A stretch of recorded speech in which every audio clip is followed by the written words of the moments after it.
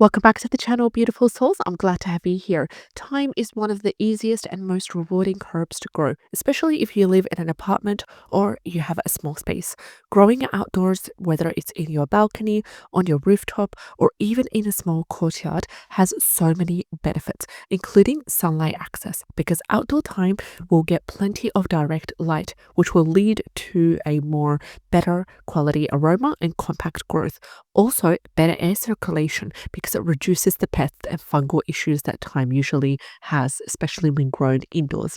Also, natural pollination from the pollinators like bees and butterflies, all of these help the plant flower and reseed. And of course, let's not forget that it adds wonderful beauty because thyme drapes over pots beautifully and its tiny flowers are absolutely gorgeous. But here's more. Outdoor thyme actually helps clean the air around it and also adds a wonderful calming energy to your space. Watching it grow becomes a wonderful, peaceful ritual. So let's talk about some health benefits of thyme that you can take advantage of if you start to plant thyme today. Now, thyme is not just pretty, it's a natural medicine chest in a pot. It is loaded with antioxidants like thymol, which supports the immune system and also helps to fight inflammation. Also, drinking thyme tea is one of the best wonderful things that I do early on in the morning. It really helps with the digestive system issues, it helps with bloating, and it helps to calm down the tummy. It also helps to calm the nervous system and it reduces coughs and cold symptoms. And there are some clinical studies that have even suggested that thyme supports heart health, brain function, and even memory. I will link these clinical studies in the description box below if you would like to explore it more. Now, in our home, I use thyme in everything from soups to broths to herbal steams and baths. It's soothing, it's effective, and it's also free when you grow it yourself. And also, it's organic because you know how you grow it. You know that you didn't add pesticides or any chemicals or any sort of other ingredients in there as well. So you need to choose the right variety if you want to successfully plant thyme, because thyme comes in so many different varieties and the one that you choose really matters. And if you are growing it in a balcony or if you're growing it in containers like I have here in our balcony back in Finland, I recommend using these three types of thyme. Number one is wild thyme. It is low growing, it is tough, and it is highly aromatic. Number two is creeping thyme. This is wonderful. It's ideal for cascading over pots or filling balcony planters. And type number three is common culinary thyme. And this one is the one that you will use the most for cooking. Now, the tip here is to choose local or climate-friendly varieties. For example, if your area gets hot afternoons, always go for drought-tolerant types. And I personally grow creeping thyme as well as other varieties of thyme on my sunny balcony, and it survived wind, heat, and even mild frost early on in late October.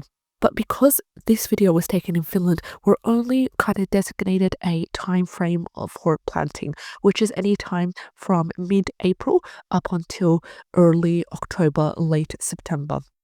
But since moving here to Australia, it has changed and it has become so much more positive in terms of planting. So just make sure to avoid overly woody or tall types if you're short on space.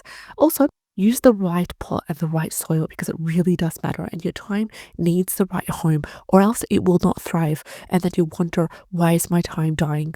Why is it getting dry? It's because of the environment that you're putting your thyme into. So if you want to plant it in a pot, use a terracotta or a clay pot because these kinds of pots, they breathe, they reduce root rot, and also look beautiful. I would also choose a pot with drainage holes. This is absolutely non-negotiable. You always need drainage when you plant thyme. Also, you can use shallow, wide pots. These are way better than deep ones for thyme's shallow roots. If you are choosing to plant it in soil, then you can use a light, airy mix. Make sure you don't use anything dense like garden soil. You can mix 2 parts potting mix with 1 part sand or perlite. Perlite's my favorite. It also adds that wonderful, beautiful white color as well as a contrast. And you can even add crushed eggshells or a handful of compost to boost the nutrients. Now, you can also place small stones at the bottom of your pot to improve drainage if you're planting it in a pot. And this will also help to avoid soggy roots after rainstorms, especially in the autumn time. Also, water the smart way because most time failures happen because of one specific mistake, which is watering mistakes. So here's how to balance it out. Too much water will lead you to have yellowing leaves and root rot, while too little will cause the thyme to dry out with brittle stems. And the secret here is to wait until the top edge of the soil is completely dry.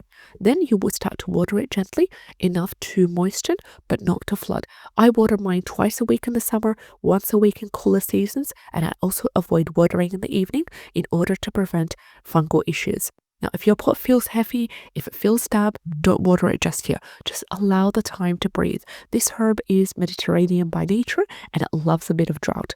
Also, organic feeding is really important because thyme doesn't need much fertilizer, believe it or not, but a little organic burst will go a long way. Once a month, I feed it with compost tea. If I don't have compost tea on hand or I didn't make it before, I will add a light sprinkle of vermicompost, aged chicken manure, or even a homemade banana peel powder mixture that I've talked about here on the channel, linked in the description box below the recipe for that. I would also avoid nitrogen heavy fertilizers because using them will make the thyme grow tall and weak, and it will also reduce essential oil production, which means less flavor and less aroma, and we don't need that. So here's my secret mix. I use 1 tablespoon of warm castings, 1 tablespoon of crushed dried mint leaves, and watered with a little bit of compost tea, strong growth and wonderful rich aroma.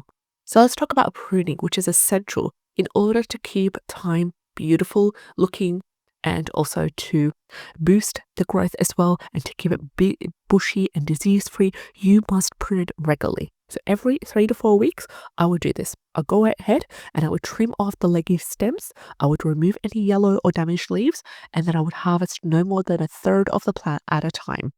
Always above the node if possible. Then I would leave the green base and healthy leaves so the plant will be allowed to regrow. Pruning is really important. It does 3 things to the plant. It encourages new growth, it prevents pests, and it extends the lifespan of the plant. So I dry my trimmings and then I store them in the glass jar for winter cooking and teas and broths.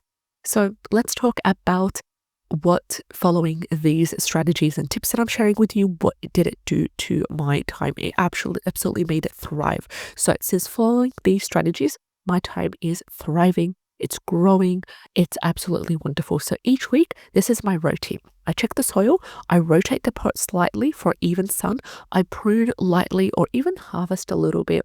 I water only when needed and I feed lightly every 4 to 6 weeks. And this routine, believe it or not, takes only 5 to 10 minutes a week and it's brought me continuous, rich thyme for food, for tea, and even herbal remedies. So there you have it, growing thyme on your balcony. It's easy, beautiful, and it's a very healing process and I think that you can incorporate in your morning routine as well, just to check in on your thyme. Of course, make sure you have the right variety, make sure you use the proper pot and soil mixture. Smart watering is essential and gentle feeding as well as mindful pruning is really the key for growing thriving thyme.